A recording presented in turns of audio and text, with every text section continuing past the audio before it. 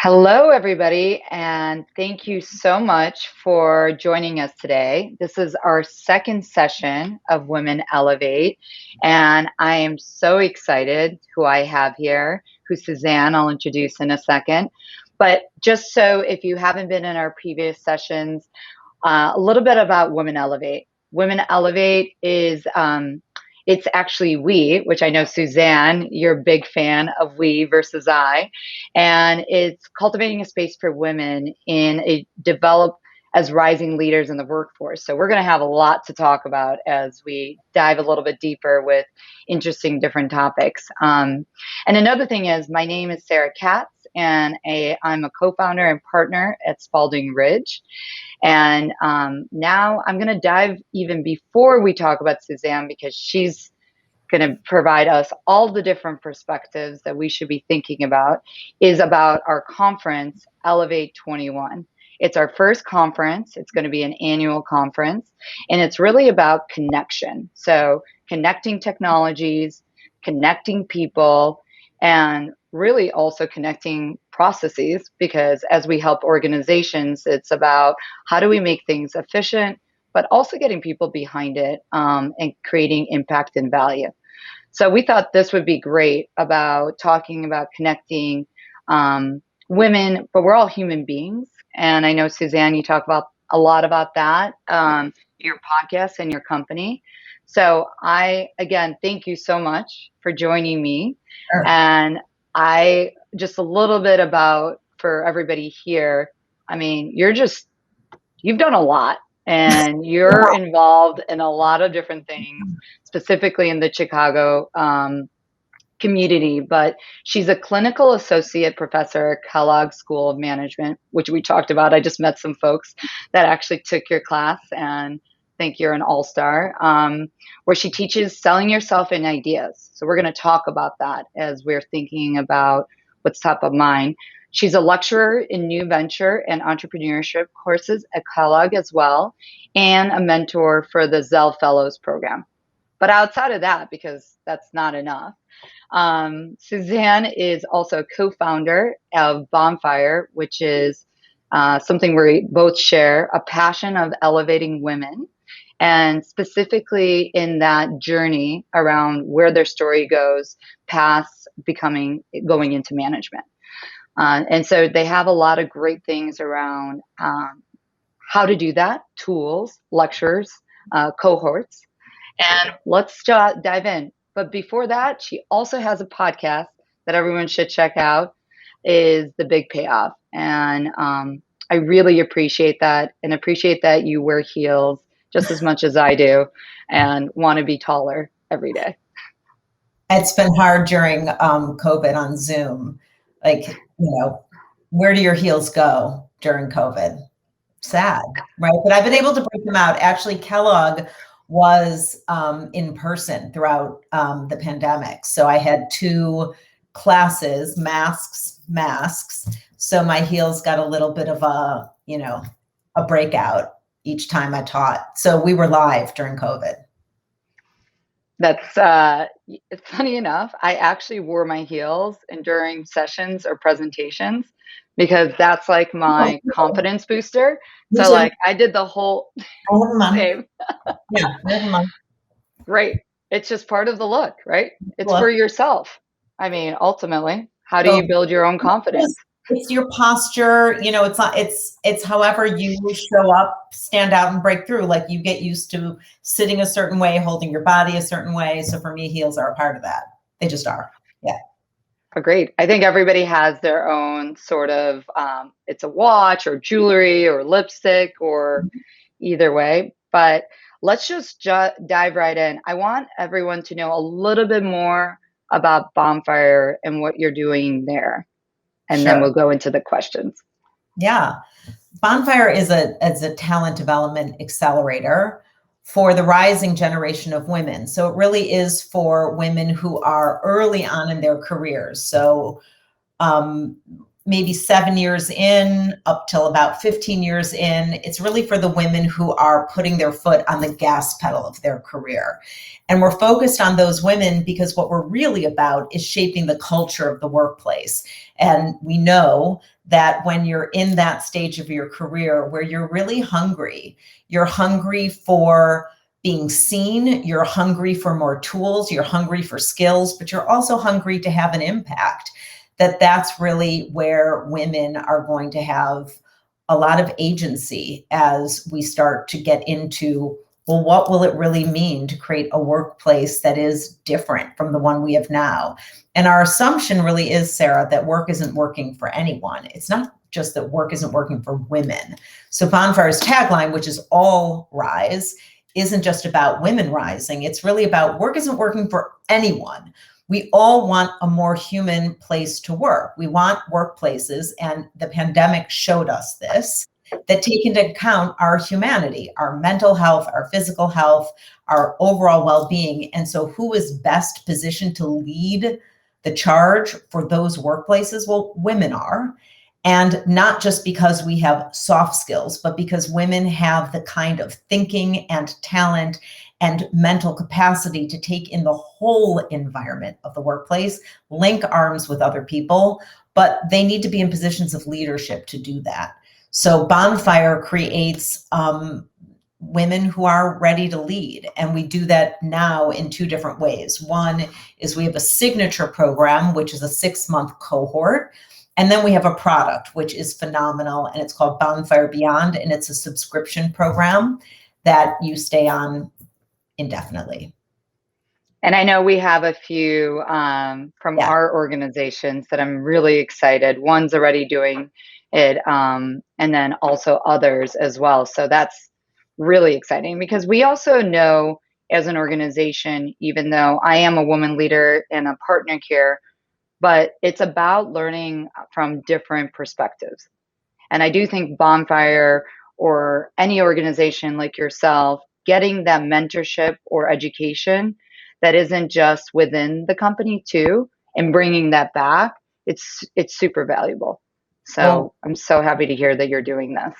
We really believe that two things, Sarah, that riff off of that. One is that the way Bonfire is structured, even in the online subscription, because you have to go through this sort of 15-hour onboarding intensive, pairs you up into small groups with women from other companies. First of all, that cross horizontal integration, so you build a network, is something a lot of women don't get early on in their careers. And we know it's essential.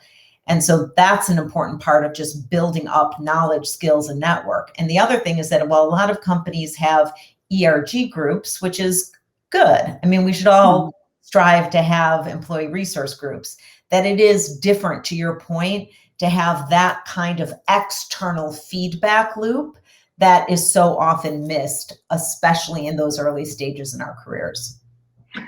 Yeah, I think self-development is so important. And the past 18 months, even for myself, I got away from reading, even though our company organization is very focused on reading. But like after getting back into it, like there's also only so much you can read versus getting that coaching. So combining both of that is great. So part of what we wanted to do, and Suzanne and I were just catching up on it, is talk about the things that are the hard questions. So things that really get in our way and give some tips and tools and even a discussion. So for everybody here, please, please, please chat with us, ask questions as we go. That's why we're doing it live, so we can be all engaging and discussing.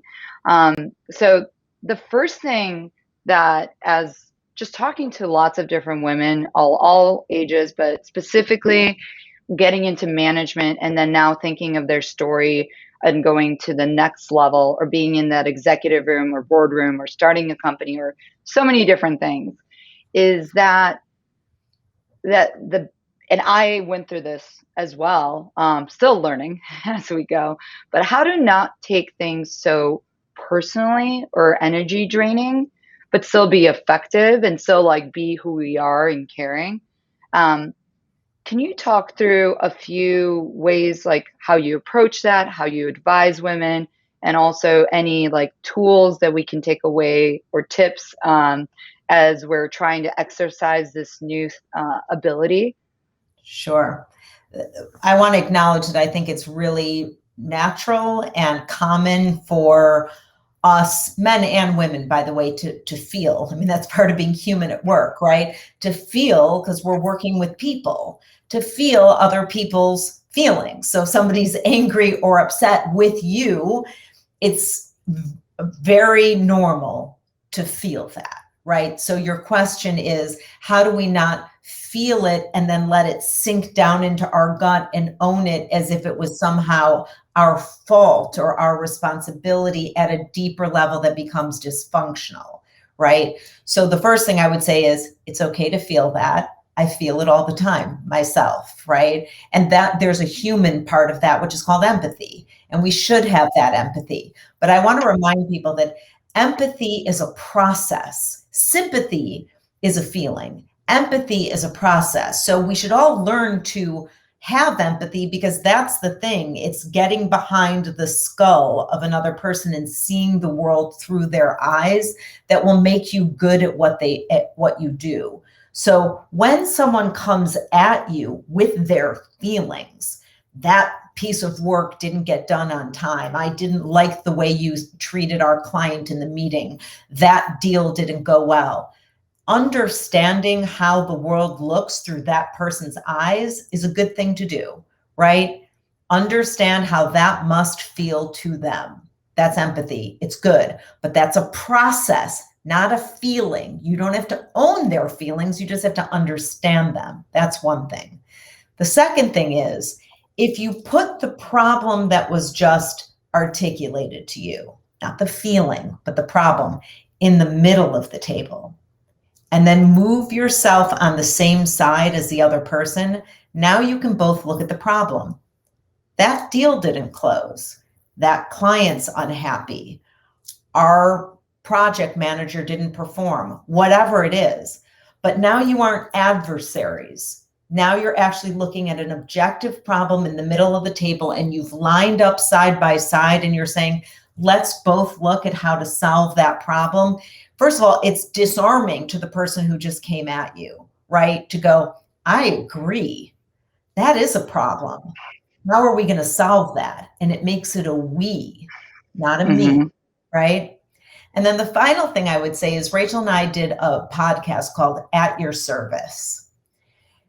It's very common, Sarah, especially for women early in their careers, to mix up or conflate working for a person with working for a company. And we often find our value by being indispensable to a person like our boss, male or female, right? Like, oh, my value is so wrapped up in the fact that they can't get through the day without me.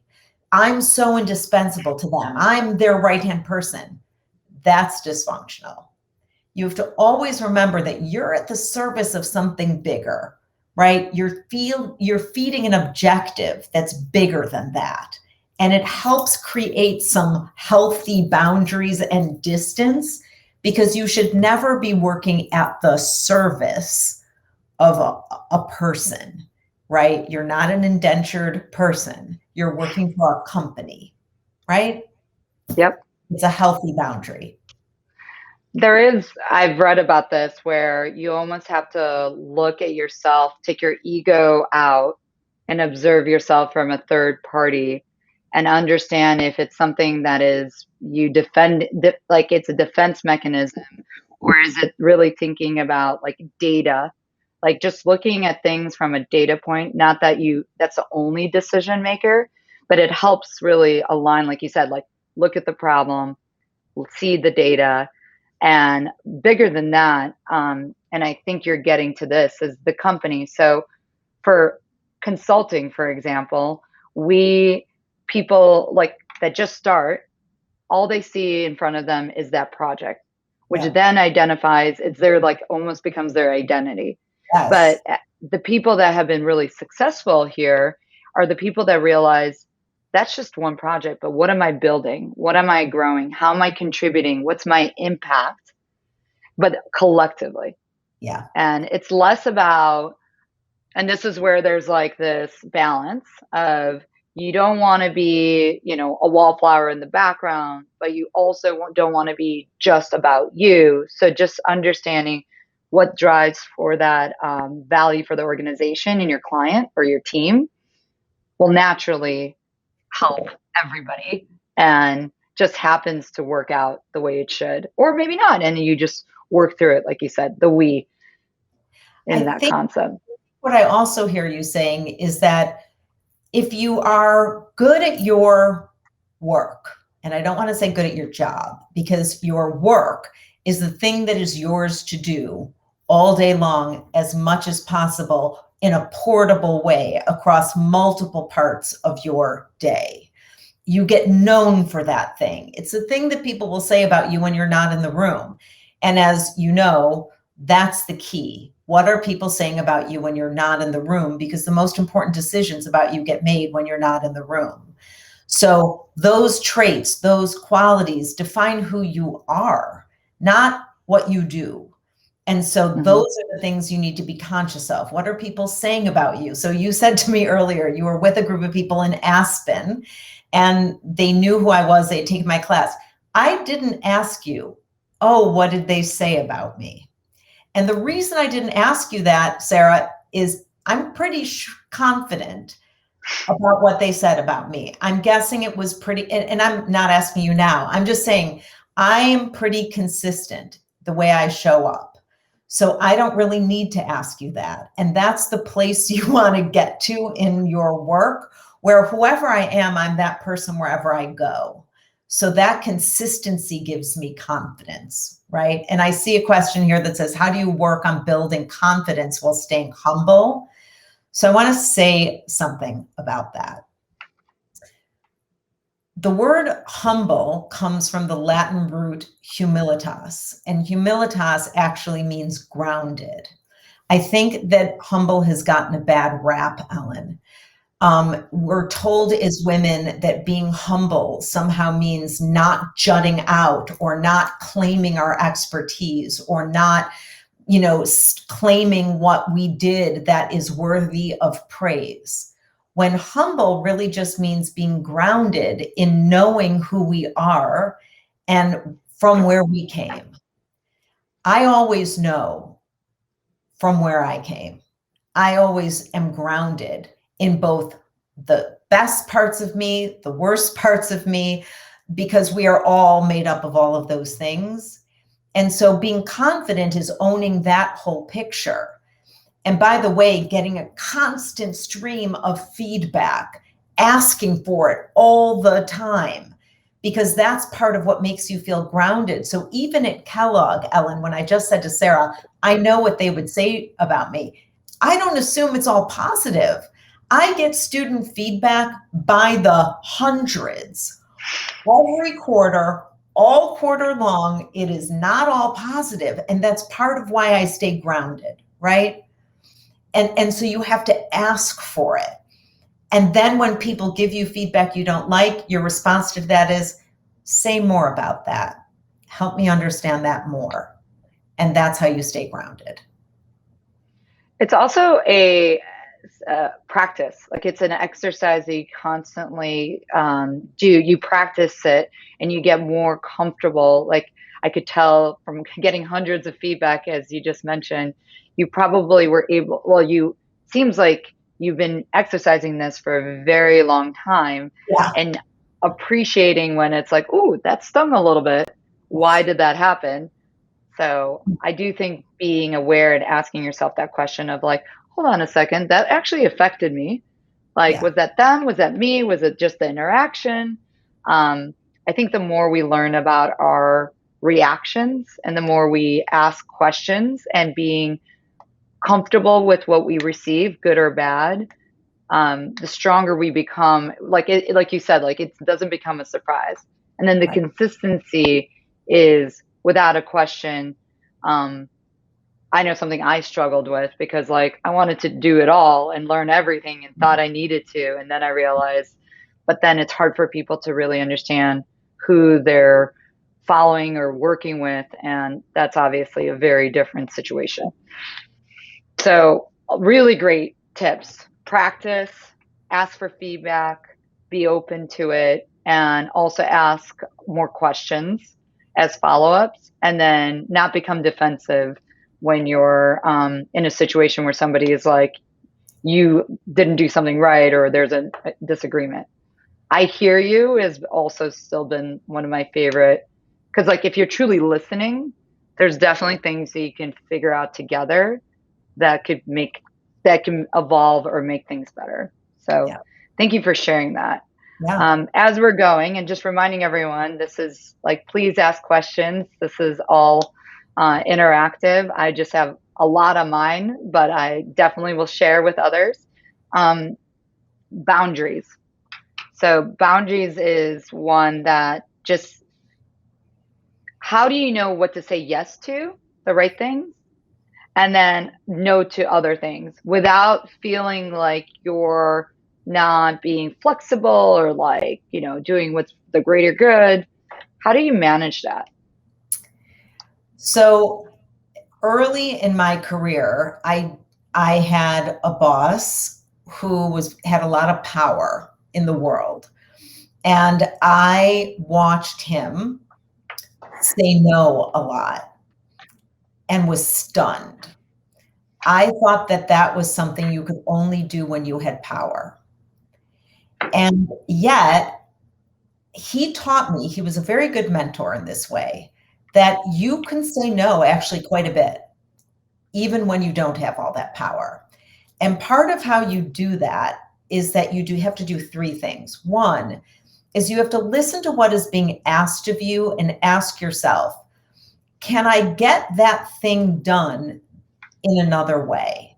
So while you're saying, no, I don't want to do that way, can I say yes to something else? So by saying no, so if somebody asks you, can you get that memo into me by tonight at 6?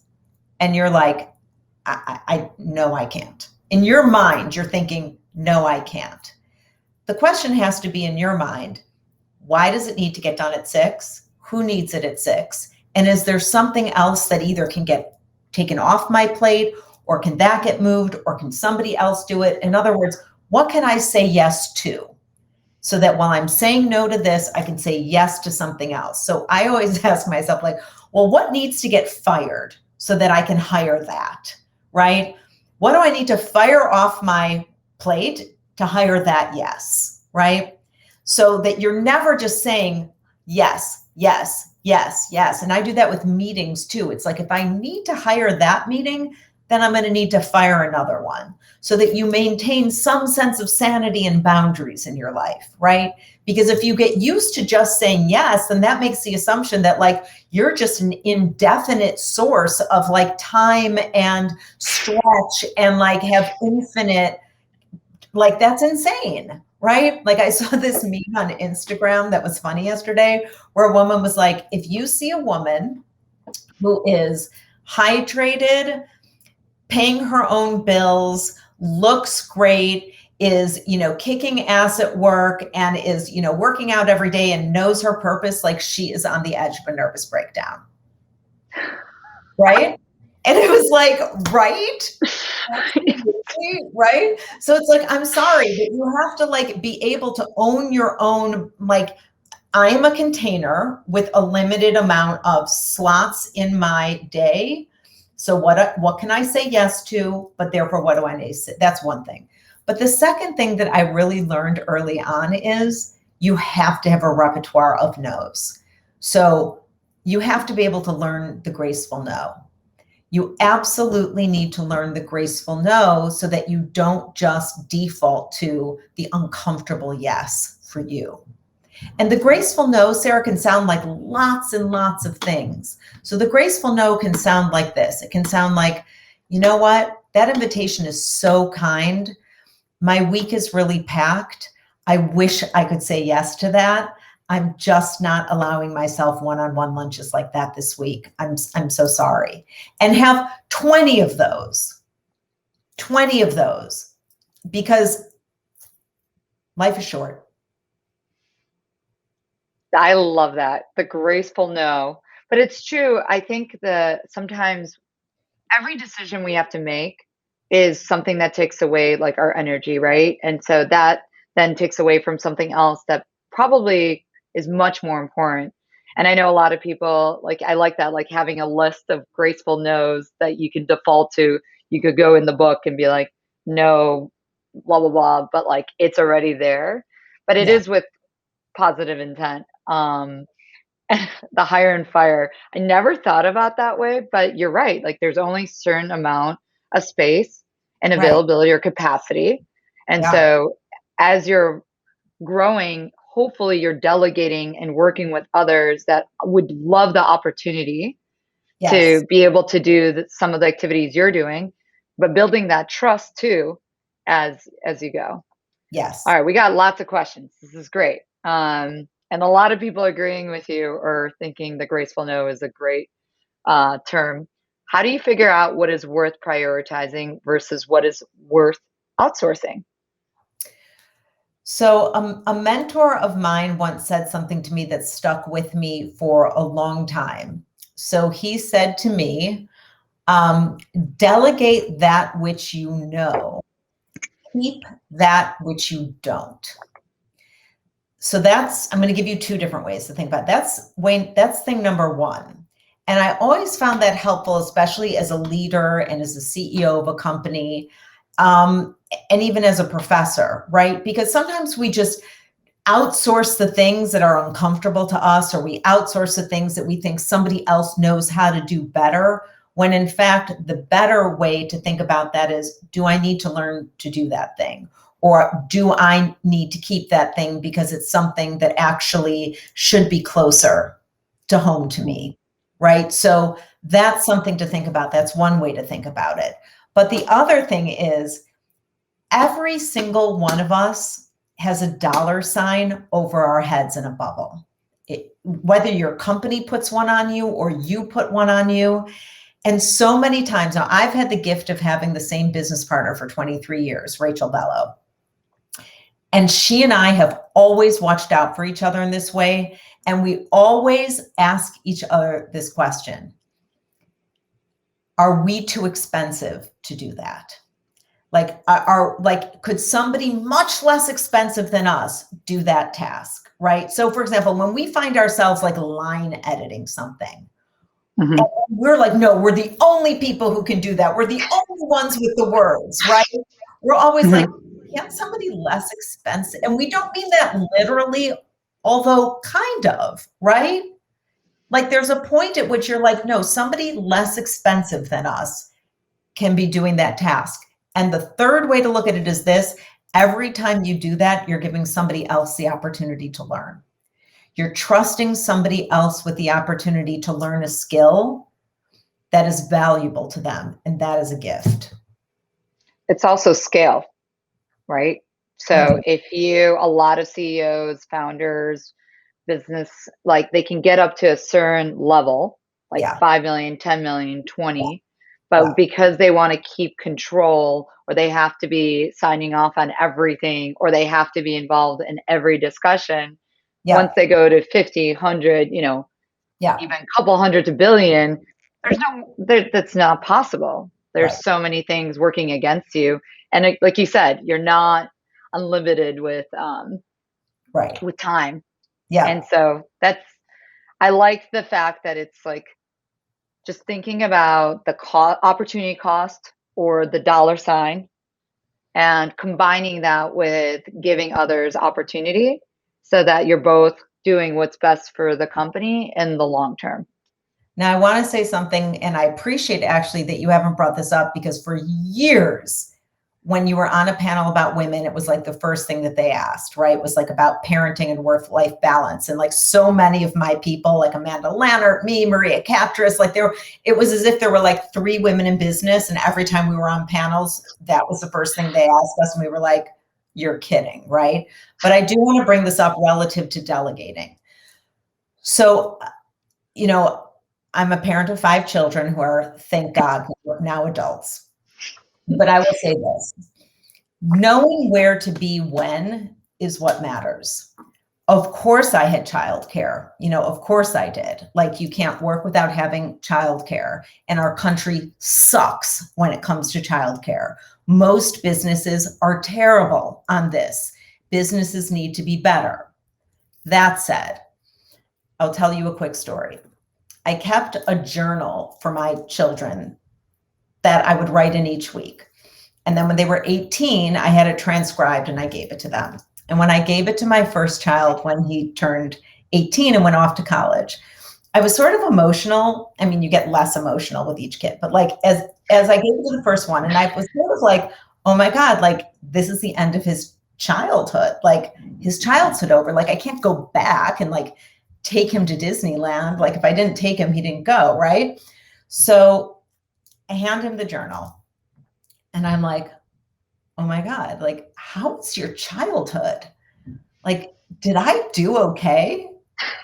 And he was literally like, I have no idea what you're talking about. I was like, no, actually, like, was I there? Like, did I do the things I was supposed to do? And he was like, Mom, I swear to God, I have no idea what you're talking about. And I was laughing so hard. It was like, if you were in the right places at the right times, that's what they remember. That's what they remember, right? So don't beat yourself up, parents, moms and dads, don't beat yourself up. Be at the right place at the right time, make good choices. Just make good choices. Yeah, we had that conversation, SR, like Spaulding Ridge Moms of SR. And so we had a panel discussion of how are you able to manage through? And that's a perfect, they discussed that. There's outsourcing, there's things like your time value too, right? And then also showing up at the right time. That makes a lot. I mean, that's true on all parts of our life, right? That guilt that we feel, that Crazy. it's just, yeah, but it's like in us. It's like we're supposed to feel like we have to be perfect in all aspects, which Right. is, I mean, life is messy as we all know, and Right. unpredictable. No, yeah. But we do have a few more questions, or one more question. Mm-hmm. So going back to the first question, which is, how do you de-escalate someone who's emotionally unregulated or responds negatively when you do set those boundaries? So kind of like a round 2 of it. So that's where empathy has to come in, right? So you have to be able to first assume that there is some reason that they're responding the way they are. You don't have to actually understand their psychology or be their therapist, but you actually have to first assume that they are, and when you say unregulated, right? Like, again, I'm just going to interpret that and say they go off the deep end. They respond in a way that seems, wildly incongruous to the event that just occurred. So first thing is you do need to stay calm. And you need to actually confront them and say, tell me how you feel. I'm not actually understanding your response to this, but I want to. But I want to. So I'm sitting down and I'm listening and I want to understand. Because sometimes somebody in that situation literally just wants to be heard. Now, once you hear it, you don't have to agree with it, right? You don't have to say like, oh my God, that makes all the sense in the world, right? I understand why you're going like crazy over the fact that like, I had a semicolon instead of a, period, right? But you do need to say, look, I'd like to hear you out. Now, if they are tipping over to the point where it's abusive, you do not have to listen to that. If they're tipping over to the point where they are yelling, saying things that are inappropriate, you have your boundaries and you're like, you know what, I said that I wanted to hear you out, but I can't do that under these conditions. So let's both take a break. And even if this person is your superior, and especially if you're a superior. You do not need to be in the room to listen to that. No, that's why you have HR. Yep. And that's good advice. I think approaching, especially if it's newer situation or something that it hasn't been happening all the time, I do think giving the benefit of the doubt for the individual, and then asking, like, I love that part where it's like I've asked a lot of times, like, hey, are you doing okay? Like, Yeah, exactly. are you okay? Because Right. again, our lives don't start and stop with our job. I mean, it's a big part of what we do, but like there's so many other things that happen in our life that can, like, that has nothing to do with even that individual. You. And that's why, the question was specific to like when you set boundaries, like that may be triggering to them because maybe they don't set boundaries well, right? Which Yep. is why you need to ask the question, like, so can you tell me more about that? Like you sound really upset. Can you tell me more about that? Right? You have to be able to hear them out. And then, once you've heard them out, you do not have to agree. You do not have to agree.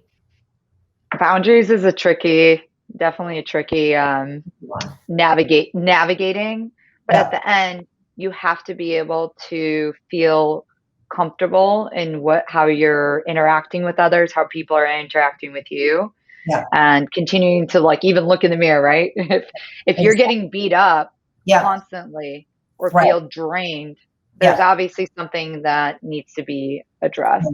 But we're getting moving now. There's a few more, and then we'll go to the last Yeah. area. I know that you and I can do this all day, and probably would love to. Is from Daniel. Do you take feedback the same way from someone that you know is not a good manager, or have the same value system as you, relative to someone that you completely respect?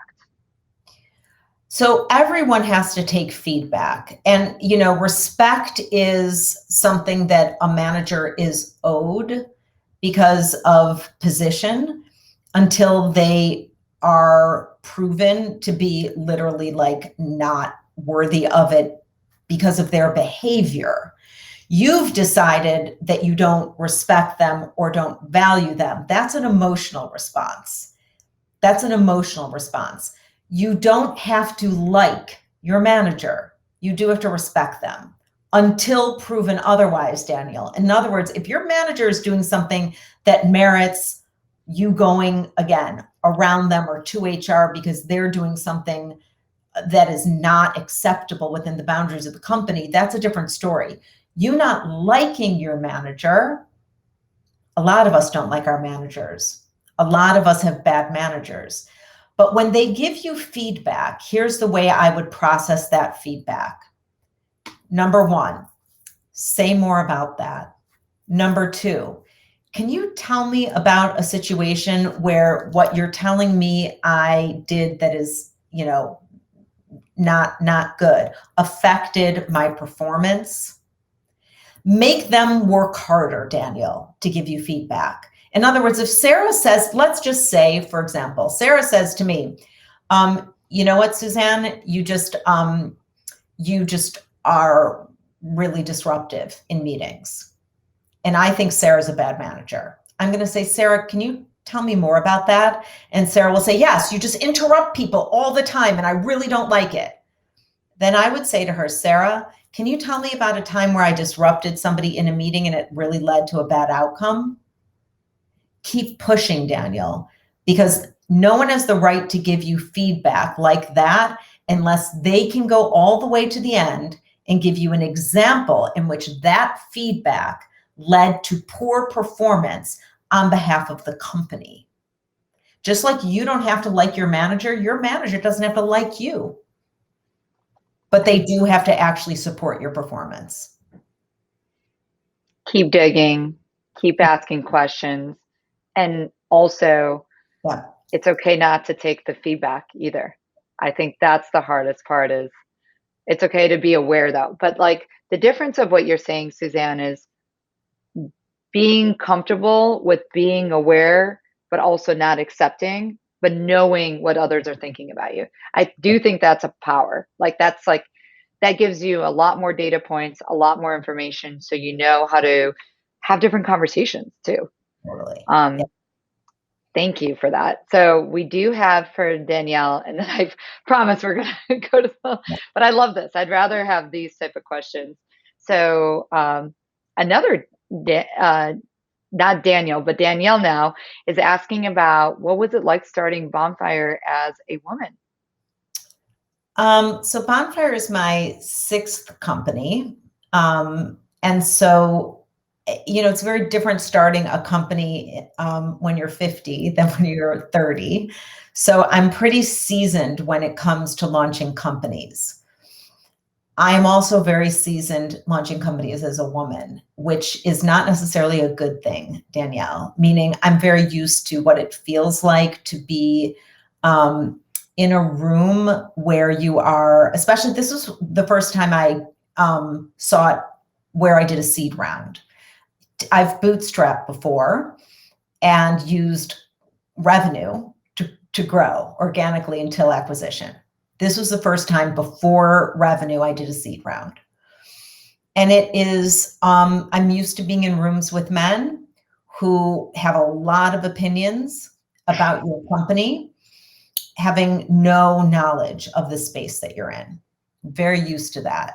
I'm also very used to being underestimated, not personally like as Suzanne Muchin, because I have a really good reputation, but just as a woman, people who use terms like lifestyle company, or, like it's like those subtle words that imply you're not going to work hard or be interested in growth or do a 10x. It's like these little digs that just add up to like little microaggressions.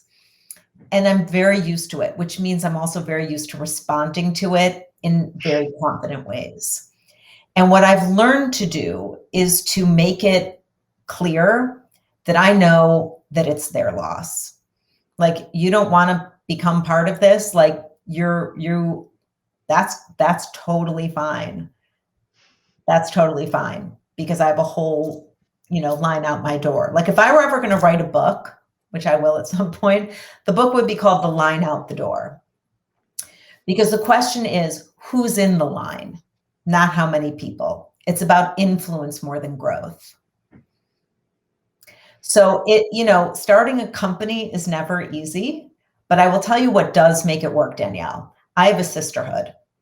I have a group of women, many of whom people in Chicago know. We talk about one another all the time. We support each other. We write checks for each other when we can. We call each other up when we need to at 2 a.m. This is how it works. And I have a brotherhood as well, but I'm just saying, without that sisterhood, I could not launch companies. And I do think what you said around just quality versus quantity. Oh, yeah. I love the one-on-one, more intimate, deeper conversations versus many people conversations, which really is just, Yep. It's the shaking hands situation there. Yeah. And interesting, like I know we were talking earlier, but just that community. I know you just went over to San Francisco and Salesforce and had your Chicago community there and like talking about technology and in Chicago. Is that like what you mean, a part of that, just like good people that are all elevating each other? When we were launching 1871, I wrote a phrase that is, I think, still on one of like the columns there that says, great people build great companies that build great cities that build great companies that build great people. Right? Like, it's a cyclical, right? This is how it works. And that's really how I feel. I feel like great people build great companies. And so it is about quality. And there is something about knowing who your people are, right? And making sure you take care of that network. I've always said to my students at Kellogg, like, of all the things that I've done, professionally, the thing I'm singly the most proud of is my network, the quality of it. Yeah, I mean, you mentioned how your co-founder or business partner you've worked for 20 years. Well, Jay and others I've worked or 30, a, Yeah, a right. few. I've worked for half of that, but 15 years. And that trust and confidence Yeah. and just conversations are more at a different level because you don't have to like feel each other out or like, Oh, yeah. especially going through what we went through last year. So I Yeah. do think like having a good quality network Yes. and building that trust and then building off of that is important. I All agree. right, so we're going to jump into the last Yeah. conversation or question. And this ties really well. We have a women's club, book club that we have, and we're actually reading Brene Brown. So we're later today, we're going to talk about this, which is the Dare to Lead. And I Yeah. know you're very passionate about authenticity, and I wanted to tie vulnerability and the and how do we, I know you mentioned this on your podcast where we start when we're born authentic. Like we are who we are. Like there is no question to it. And then we build this armor of sorts to protect ourselves because life happens and that's what we think we should do. But then we are so separated from where we started or who we are at the core to where we are today. How do you get back to that and like what are some things to think about of like really showcasing that? And then the next thing is, and I'll do the follow up, is like, how can you be vulnerable at work? Two big questions.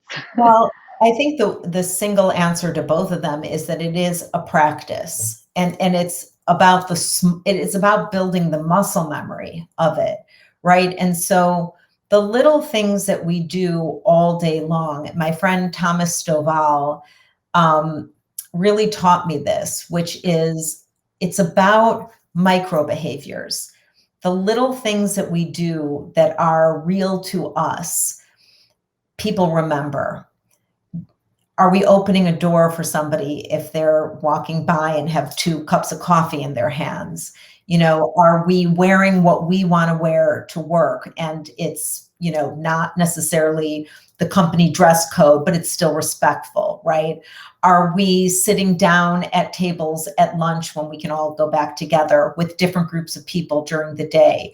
Do we laugh at meetings, in our natural voices? Are we telling the stories that are appropriate at the time, but capture people's hearts and minds? Like, are we doing the little things all day long? It's not the big mic drop moments. It's the little small things. And those are the things that people will remember that make you feel more authentic and that also create more humanity at work.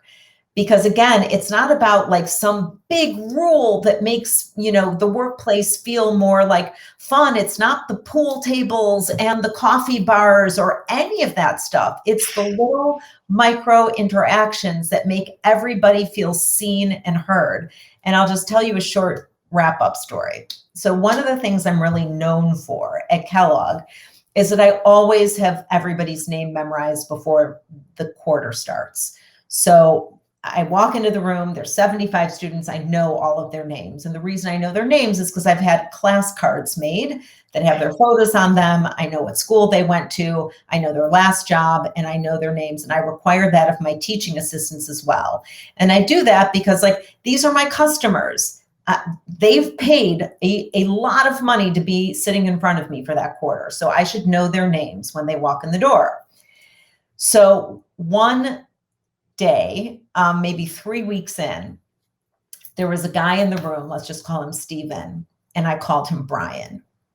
And I immediately knew that I had said his name wrong. And he didn't say anything. But maybe like 5 minutes later, I was like, oh my God, Steven, I called you Brian, I'm so sorry. And he was like, oh, don't worry about it. So that night when I went home, I wrote him an email and I just simply said, I'm like, you know what? I'm really sorry about that. Names really matter to me. And I'm really sorry I called you by the wrong name in class today. And Sarah, he wrote me back a note and he was like, oh, I knew this email was coming. He was like, I said to my wife, I guarantee you Professor Muchin is going to be sending me a note. That was the most on-brand thing I've experienced at Kellogg, right? And it's like, yeah, because I'm known for really caring about people's names, right? These are the little things that make people feel seen. They take work, they take effort. Work, time, and also consistency. So people know that you are who you are and you have built that brand and you're on point. I love how he's like, this is like exactly what I expected. That's perfect. Well, to wrap this up, and thank you everyone for joining. And Suzanne, very grateful for you to be on here and having this open dialogue with me. But as I mentioned in the beginning, we're a company that loves to read. And so it wouldn't be right if we didn't ask you, what's the book that you're reading today? So I have typically at least 2 books in rotation because I'm a big audio listener. So as I run or walk, I'm typically listening to something on Audible. So for women, I really, this is sort of a must read for everyone. So for women right now, I'm reading The Power Notebook by Katie Rolfe, and it is a must read for all women. The Power Notebook, Katie Rolfe. It is a must read. I think, in fact, I'm going to make it required reading at Bonfire. Rolfie. And then on my bedside, I'm reading Amos Oz, who I love, Oz, A Tale of Love and Darkness, which is an oldie but goodie. I probably read it maybe 15 years ago, but I'm reading it again. Great. Well, thank you again. And thank you, everybody. And this will be available during our conference on Thursday. Hope everybody can make it. And thank you, Suzanne. Thank you, Sarah, so much. And I'm a big fan of Jay and Spaulding Ridge, so thanks for having me. Absolutely. Anytime. Okay. Bye. Bye-bye.